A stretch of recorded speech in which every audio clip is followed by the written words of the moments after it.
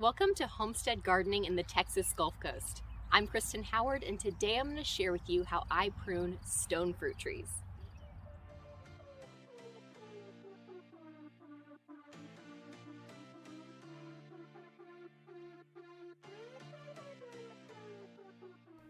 Pruning stone fruit trees every year is necessary if you want optimum fruit production.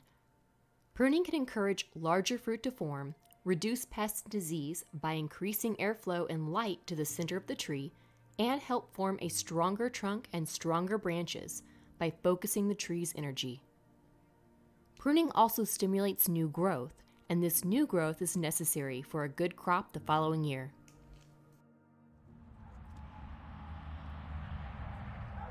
So this is an original plum tree, and this is a second branch or now trunk coming from near the base that's growing. What's happened with this tree is it's been neglected for a year, maybe two, and all of the energy this tree has had has been put into a second branch that I now will be removing. So by not pruning and not maintaining like I should have a year ago, I have let this tree use a ton of resources to growing something that I'm now removing instead of a ton of resources into growing a really strong trunk. I will now have to reset this tree so that it grows more upright and trim it so that it is shaped well.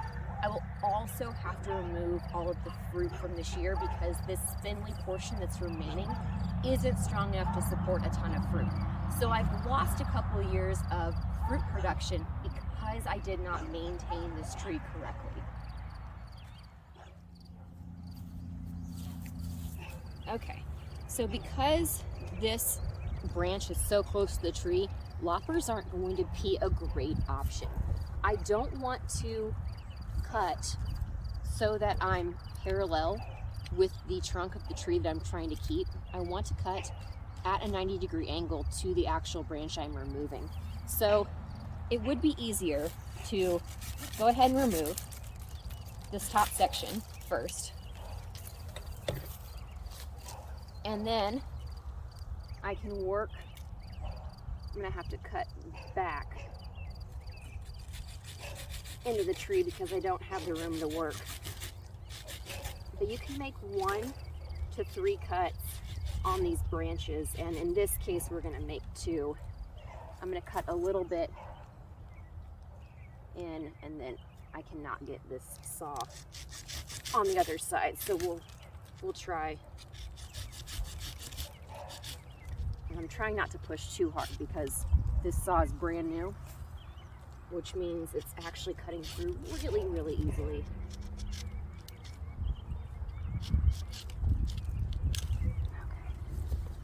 Okay, and we were able to keep the collar of this intact, and we're cutting a little high, but there's just no way to really get at that any other way. So this tree is at an angle that we're trying to correct. We want the entire tree to be upright, and we want to trim and prune based on that. If you look at these darker branches, we have 3 main branches that are already open.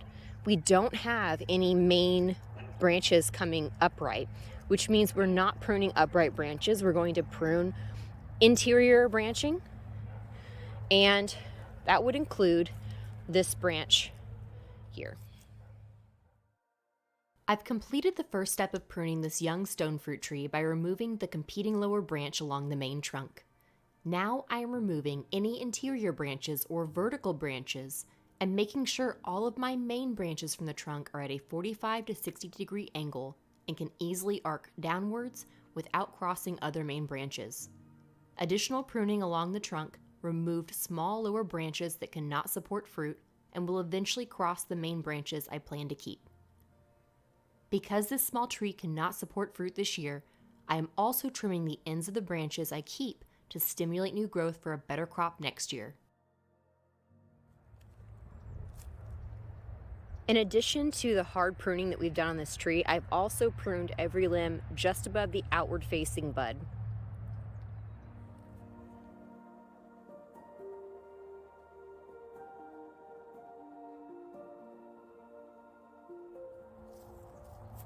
Pruning a tree that is very, very tiny and very young is so simple.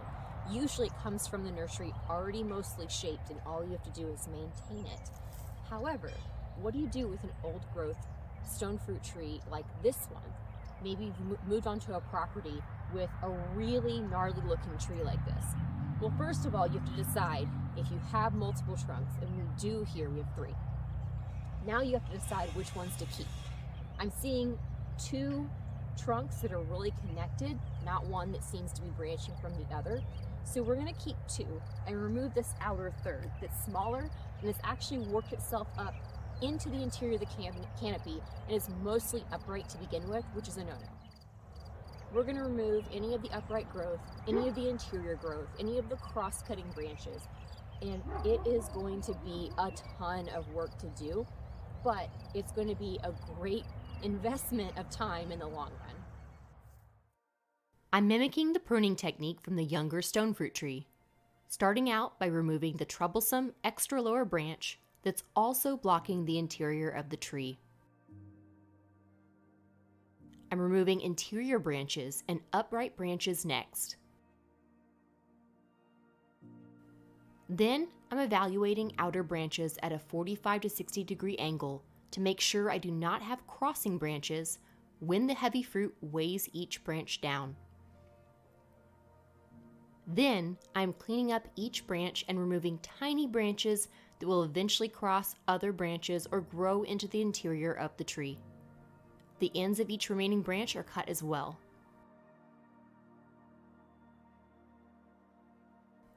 This tree was heavily pruned to rehabilitate it, and fortunately, if this tree does bloom this year, the branches are strong enough to support fruit.